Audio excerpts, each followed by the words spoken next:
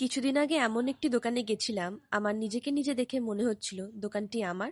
আর যারা দোকানের রিয়েল ওনার তারা হচ্ছে জিনিসপত্র কিনতে এসেছে। কেন এই কথাটা বললাম সেটা তোমরা আমার লং ভ্লগ দেখলেই বুঝতে পারবে। দিনটি ছিল 2nd জানুয়ারি। 1st জানুয়ারির দিন তো আমি তনুদির বাড়িতেই থেকে গেছিলাম, বাড়ি ফিরতে পারিনি। রিজনটা তোমরা প্রায় অনেকেই জানো, হয়তো তোমরা লং ভ্লগ দেখেছো। তো সকাল সকাল উঠে ছাতু খেয়ে বাড়ি চলে এসেছি। জানো তো, কোন্নগর কালীতলায় কিন্তু বইমেলা শুরু হয়ে গেছে। আর সব থেকে বিশেষ খবর হলো যে এইবারে কোন্নগর কালীতলার বই মেলাতে তোমরা কিন্তু পদ্মজা বইটিই পাবে। শুধু পদ্মজা বই নয়, বাংলাদেশের প্রায় অনেক বই কিন্তু তোমরা পাবে। তোমরা অবশ্যই এসে ভিজিট করে যাও। এখানে আমি ক্যালেন্ডার বানাচ্ছিলাম, তো ক্যালেন্ডার বানানো কিন্তু এখানে আমার একদম রেডি।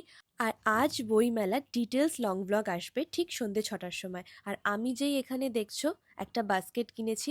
আসলে আমার ক্রাফটের জিনিসগুলো মাটিতে ছড়িয়ে রাখতে একদমই ভালো লাগে না, তাই আমি এই 4টে থাকের একটি র্যাক কিনলাম, যেন আমি পরপর গুছিয়ে রাখতে পারি এবং সব কিছু যেন আমি আমার হাতের সামনে খুঁজে পাই।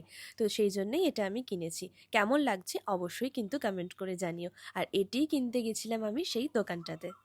সমস্ত কাজই ভালোবাসা আর ধৈর্য দিয়ে হয়, তাই আমাকে অনেকেই জিজ্ঞাসা করো, ডরিদি তুমি সবকিছু কিভাবে একা হ্যান্ডেল করো, কাজ, প্রমোশন, আবার ক্রাফটে।